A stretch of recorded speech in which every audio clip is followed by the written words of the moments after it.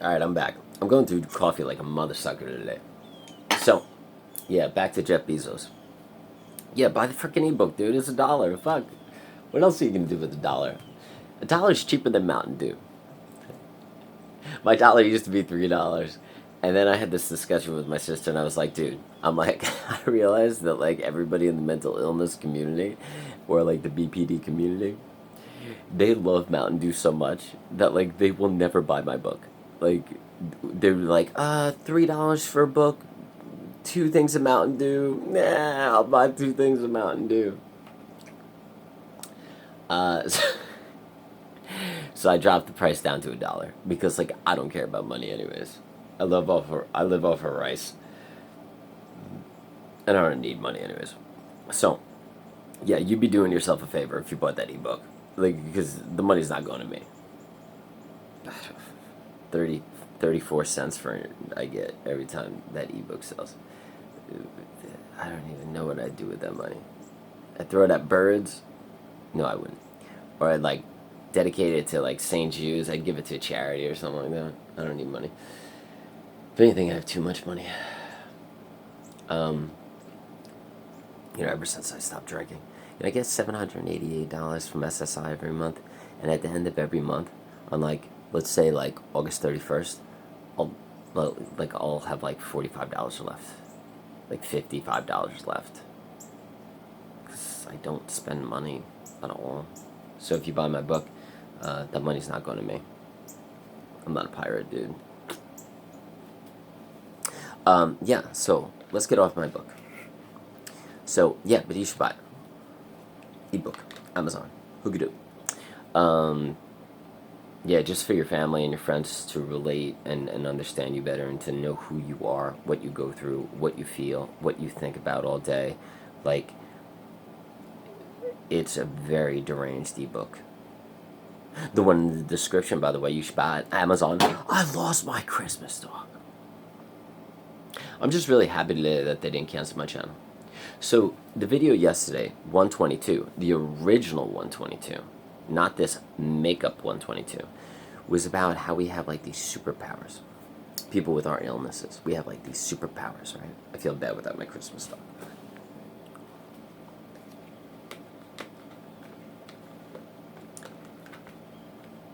You're probably wondering why I don't have armpit hair. I don't like hair. I shave like all of my body hair. I'm like disgusted by it. I'm like very OCD with body hair. I think it's repulsive. I shave all of my body hair. Hence the reason why I have like absolutely no body hair. I hate that stuff, man. It's gross. I live like I live like across from this hippie community, so I hang out with hippies all the time, and like they have a tremendous amount of body hair. Like the women have more body hair than I do, which is pretty chill. I don't care. I don't think anybody should shave. I think I was killed by like hair in my past life or something like that. That's why I'm like so OCD about hair. I think like somebody came up to me. I was like probably like a 96-year-old man, and they were like, "You're going to die, old man." I'd be like, "Why? Why are you gonna kill me?" They're like, "I don't know. I just want to." And I'd be like, "Well, how are you gonna kill me?" They're like, "With my hair." And they just took hair, and they like made it into a dagger, and they stabbed me with their hair. Because there's got to be a reason why like I hate hair so much. I don't want to say hate. Why I'm like OCD and I dislike hair so much. I don't know, man. It's weird. So, so the video yesterday was about how like we have these superpowers, right? And like these superpowers, like we could sense energy that average people can't sense. Like they can't pick up on like the energies that we pick up on, right? Yeah, they can't pick up on the energies that we pick up on. Like, I'll be in a room, right? And like I'll feel the energy in that room. I'll like feel it. And I'll know whether it's unhealthy or not. Or I'll feel like something's off. Or there's too many people suffering in that room.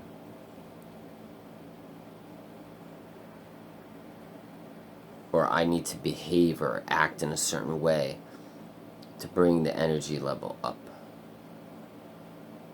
or the happiness or the laughter or the demeanor up. Because that was my job growing up pretty much. I was like, I would know like, okay, like things aren't good in the house right now.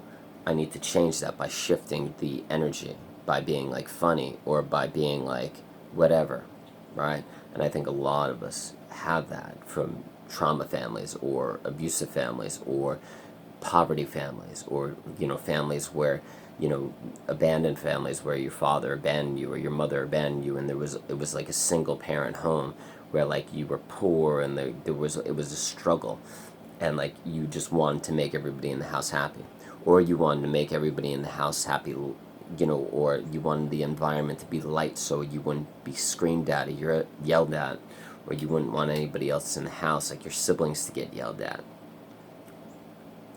Because when people are in hell, they put that hell on others.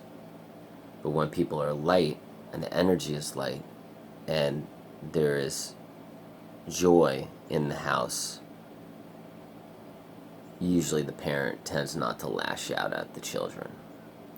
So my job was to be light and fun and happy and comical.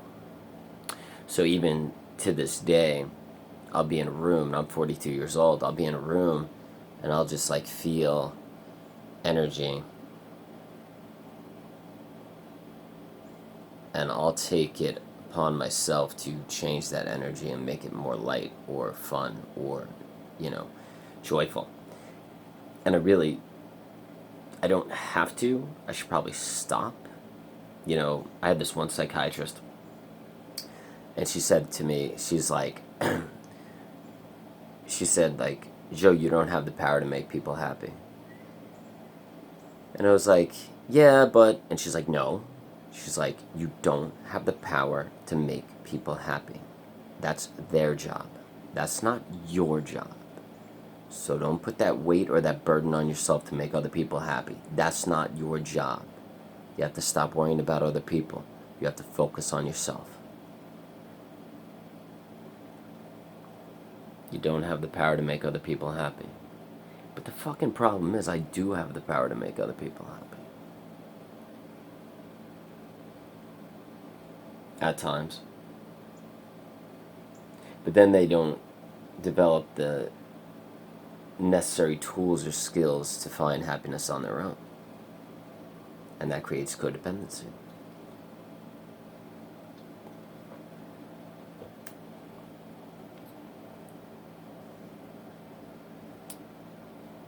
But yeah, no, but we do. I really do. I feel like we could read energy and we could feel things. My costume is way messed up today. I really feel like we feel things. Like, especially, I don't like using the word empath. Like if you're an empath, or, you know, I don't know if you know what that is, or if you have extreme hypervigilance and you could feel energy and you know when things are going to get bad because you're always in that like fight or flight kind of mode where you're always like tense or looking over your shoulder. You always think something bad's going to happen.